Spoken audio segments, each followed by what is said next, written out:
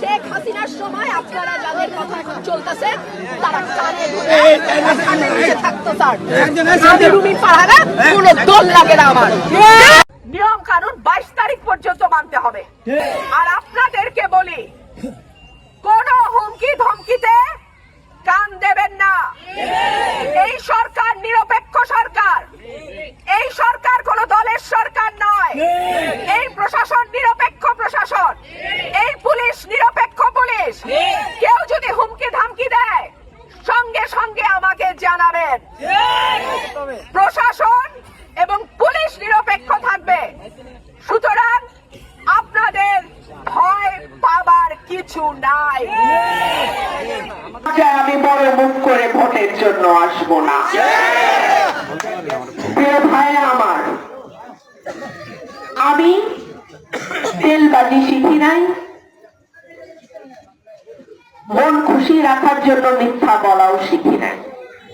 যদি বলতে পারতাম তাহলে হয়তো জীবনে আরো কিছু সুযোগ সুবিধা পাইতাম। আমি মনে যা চিন্তা করি মুখে তাই বলি, আর আমি যা বলি আমার জীবন থাকতে আমি সেটা ওয়াদা রক্ষা করার চেষ্টা করি। আমি আপনাদেরকে যেই ওয়াদা দিয়েছি, এই দুটো উপজেলা এবং আমার বিজয়নগরের দুটো ইউনিয়ন, মোট 19টা ইউনিয়ন, এই দুটো উপজেলা এবং বিজয়নগরের একাংশ আমি যদি মডেল উপজেলা করতে না পারি, আমি আপনাদের সামনে আর কোনোদিন ভোটের জন্য সরাই এবং বিশেষ করে আশুগঞ্জ পৌরসভা হওয়ার সকল শর্ত পূরণ করে।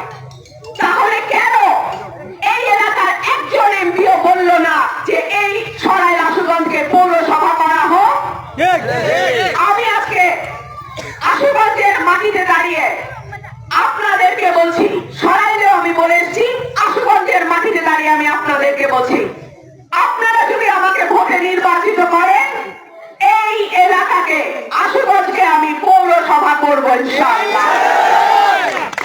প্রিয় ভাইরা আমার, আমাদের চিকিৎসা, আমাদের শিক্ষা, আমাদের তরুণদের জন্য চাকরি বা ব্যবসা আমার 1 নম্বর অগ্রাধিকার।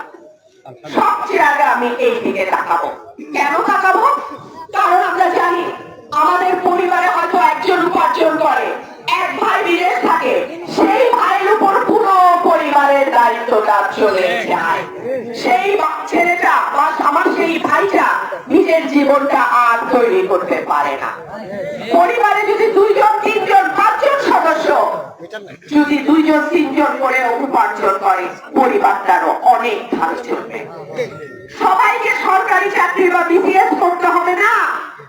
সরকারি চাকরি অল্প কয়টা, সারা বাংলাদেশে আছে কোটি কোটি বেকার তরুণ, তাদেরকে কি করে সব সরকারি চাকরি হবে? হবে না। কিন্তু তারা যাতে ঘরে বসে ট্রেনিং এর মাধ্যমে। আসসালামু আলাইকুম, আশা করি আপনারা ভালো আছেন। জাতীয় নির্বাচনের আর 1 মাসও সময় নাই, তো আইন শৃঙ্খলা পরিস্থিতি নাকি শিথিল থাকবে, ডক্টর ইউনূস সরকার ও তার ওই আলু স্বরাষ্ট্রমন্ত্রী বলছে, বাট তার কোনো সিমটম আমরা আসলে দেখতেছি না। বিভিন্ন সময় আমরা অস্ত্র উদ্ধারের কথা বলছি, তারা আসলে কি অস্ত্র উদ্ধার করছে, তাহলে কোত্থেকে এই অস্ত্রগুলো এরা পায়, যারা তারে গুলি করে দিচ্ছে, যারা তারে আপনার স্টেপ করতেছে। তো এগুলা কিন্তু চিন্তার বিষয়। আমি মনে করি না, বা আমার মনে হয় না ফ্রি ফেয়ার ইলেকশন এই সরকার কন্ডাক্ট করতে পারবে। কারণ হচ্ছে আইন শৃঙ্খলা বাহিনী আসলে অপরাধ দমন করার যে প্রচেষ্টা, এটাতে টোটালি ব্যর্থ। ধরেন হাদিকে হত্যা করলো যারা, তাদেরকে গ্রেপ্তার করতে পারে নাই। তারপরে তার ভাইকে চাকরি দিয়ে দায় মানে এড়ানোর চেষ্টা, প্রায় 1.5 মাস হয়ে যাচ্ছে। হাদির খুনিদের কিন্তু এখনো কোনো ধরার খবর নাই। কি চার্জশিট দিছে, টোটালি বোগাস এগুলা, মানে একটা লামসাম প্রেশার গ্রুপের কারণে এইগুলা করতেছে তারা। কিন্তু সত্যি কথা হচ্ছে, বাংলাদেশের গোয়েন্দা সংস্থা এবং এই আইন শৃঙ্খলা বাহিনী যদি আন্তরিক হইতো, তাহলে আসলে এতক্ষণে হাদির খুনিদের বের করা সম্ভব হইতো।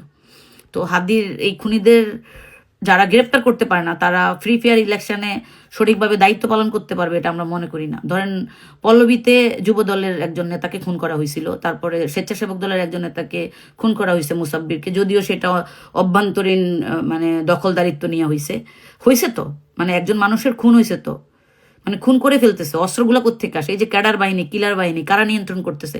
এটা কি আমাদের গোয়েন্দা সংস্থার কাছে নাই, বা আমাদের আইন শৃঙ্খলা বাহিনী জানে না? তাহলে এরা যখন খুন করে অবশ্যই তাদের পেছন থেকে শেল্টারটা পায়, এই জন্যই তারা করে। তাহলে আপনারা ওই জায়গাতে হাত দিচ্ছেন না কেন? মানে ক্ষমতা নাই কোনো রাজনৈতিক দল এখনই এরকম করতেছে, আর এরা যদি সরকার গঠন করে তাহলে কি করবে? মানে যারা তারে মারবে। আর এই যে অনিরাপদ রাষ্ট্র তৈরি হচ্ছে, এটার জন্য কি সরকারের দায় আছে না, বা বাংলাদেশ আইন শৃঙ্খলা বাহিনীর দায় আছে না? আছে তো। ধরেন শেখ হাসিনার 17 বছর আপনারা যা করছেন করছেন, কিন্তু এত বছর পর একটা নির্বাচন হবে বাংলাদেশে, তার আগে পাবলিককে তো আপনাদের প্রমাণ করতে হবে যে এই ইলেকশনটা ফ্রি ফেয়ার হবে, আপনাদের আইন শৃঙ্খলা বাহিনী সঠিকভাবে কাজ করবে। কিচ্ছু নাই। ধরেন বিএনপির একজন নেতা বলতেছে আওয়ামী লীগ নাকি গুম খুন করে নাই, এগুলা নাকি পুলিশে করছে। তার ওয়াইফ বলে প্রবাসীদের ভোটের দরকার নাই। গতকালকে দেখলাম নাগরিক অধিবেশনে বেগম খালেদা জিয়ার শোকসভা হচ্ছে, সেখানে একজন দায়িত্বশীল লোক আপনার সাংবাদিককে ধাক্কি করতেছে, মানে পাওয়ারের চোটে, মানে হুঁশ নাই এদের। এরা কোত্থেকে এই পাওয়ারগুলো এক্সিকিউট করার ক্ষমতা পায়? নিশ্চয়ই এদেরকে কেউ শেল্টার দিচ্ছে, না হলে why they are doing all this sheet.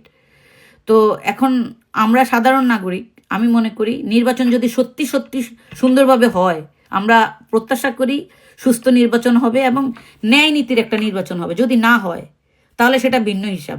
যদি হয় আপনার এলাকায় একদমই, আপনারা তো কেউ অশিক্ষিত না, রাইট? দেখে শুনে ভোট দিয়েন। প্রতীক, ধানের শীষ, নৌকা, লাঙ্গল, তারপর আরো কি কি আছে, শাপলাকুলি, ডোন্ট গো ফর ইট। আপনারা আপনাদের জনপ্রতিনিধির চরিত্র দেখবেন, তার লোকজন চাঁদাবাজি করছে কিনা, ভূমি দখল করছে কিনা, আবার শিক্ষাগত যোগ্যতাও দেখেন। It's matter. গ্লোবালাইজেশনের এই যুগে 2026 সালে আইসা স্বশিক্ষিত আর 8 পাস লোকজনের আসলে সংসদে গিয়ে আইন তৈরি করার যে কোনো যোগ্যতা নাই, তাদেরকেও নমিনেশন দেওয়া হয়েছে। এই জন্য আমরা খুবই লজ্জিত, আমাদের যোগ্য প্রার্থীরা নাই অথবা তাদেরকে দেওয়া হয় নাই। এটা একটা বড় প্রবলেম। তো আপনার এলাকার এমন কাউকে ভোট দিয়েন যে বাংলাদেশি জাতীয়তাবাদ এবং ইসলামী মূল্যবোধের পক্ষে থাকে, যারা ফেসিবাদ মুক্ত, যারা কালচারাল ফেসিডদের থেকে আলাদা, যারা ইসলামী মূল্যবোধকে রেসপেক্ট করে, জাতীয়তাবাদকে রেসপেক্ট করে। বিএনপি বলেন, জামাত বলেন বা অন্যান্য রাজনৈতিক দলের, আপনার এলাকার যে প্রার্থী সৎ নাগরিক, সৎ নেতৃত্ব, প্লিজ দয়া করে তাদেরকে ভোট দিবেন। আবেগে রাজনীতি করার সুযোগ নাই। কারণ হচ্ছে জুলাই আন্দোলনটা কাউকে ক্ষমতায় আনার জন্য হয় নাই, নতুন বাংলাদেশের বন্দোবস্তর জন্য হয়েছে। সো আপনাদের কাছে আমার অনুরোধ থাকবে, ন্যায় নীতিবান নেতা সিলেক্ট করেন, খুনিদেরকে সিলেক্ট করেন না। আর গণভোটকে হাঁ বলেন এবং হাতে ভোট দিবেন। কে না বললো ইসলামের দোহাই দিচ্ছে, all are bogus, bullshit, nobody talking against Islam. আর যারা বলতেছে তারাই হচ্ছে দেশদ্রোহী, তারাই হচ্ছে